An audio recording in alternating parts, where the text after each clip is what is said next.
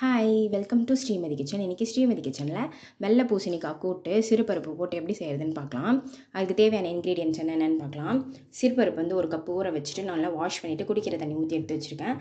பெருங்காயத்தூள், மஞ்சத்தூள், கல்லுப்பு, கடலெண்ணெய், தாளிக்கிறதுக்கு கடுகு, பூண்டு வந்து ஒரு 5 பல் பூண்டு தட்டி எடுத்து வச்சுருக்கேன், 2 காஞ்ச மிளகாய், கருவேப்பிலை, கொத்தமல்லி, வெள்ளை பூசணிக்காய்.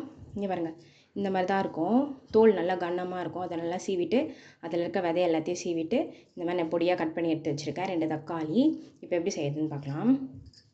இப்போ இதில் இந்த பூசணிக்காய் எல்லாத்தையும் சேர்த்துக்கலாம். வெள்ளை பூசணிக்காய் இது வந்து நல்ல தண்ணிக்காய், நீர்க்காய், உடம்புக்கு ரொம்ப நல்லது, லேடிஸ்க்கெலாம் கூட ரொம்ப நல்லது. இந்த தக்காளி அதிலே சேர்த்துக்கலாம்.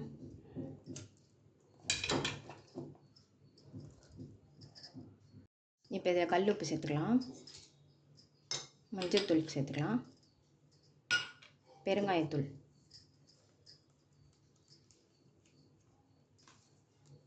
சேர்த்துட்டு இது ஒரு 2-3 விசில் போட்டு வேக வச்சு எடுத்துக்கலாம். நல்லா பருப்பு வேகிற மாதிரி விசில் போட்டு எடுத்துக்கலாம்.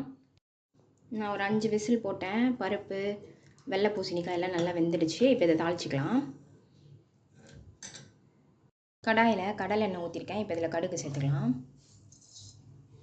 கடுகு வெடிக்கட்டும். கடுகு வெடிச்சிச்சு. இப்போ தட்டி வச்ச பூண்டு சேர்த்துக்கலாம். 2 காஞ்ச மிளகாய் சேர்த்துக்கலாம். அதிலே கருவேப்பிலை சேர்த்துக்கலாம். இப்போ இதில் நம்ம வேக வச்ச வெள்ளை பூசணிக்காய், பருப்பு எல்லாத்தையும் சேர்த்துக்கலாம்.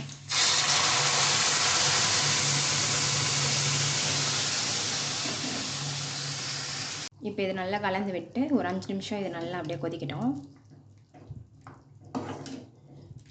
ஒரு 5 நிமிஷம் அப்படியே நல்லா கொதிக்கட்டும்.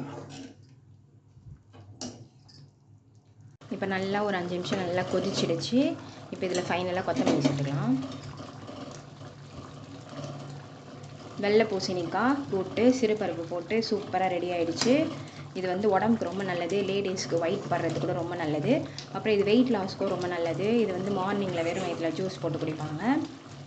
அப்புறம் வந்து இந்த கூட்டை வந்து நம்ம வந்து ரச சாதத்துக்கு, கார குழம்புக்கு எல்லாத்துக்கும் வச்சு சாப்பிட்டா சூப்பராக இருக்கும். இதே மாதிரி செஞ்சு பாருங்கள், சுவைச்சு பாருங்கள். வீடியோ பிடிச்சிருந்தால் லைக் பண்ணுங்கள், ஷேர் பண்ணுங்கள், கமெண்ட் பண்ணுங்கள், மறக்காமல் சப்ஸ்கிரைப் பண்ணுங்கள். தேங்க்யூ.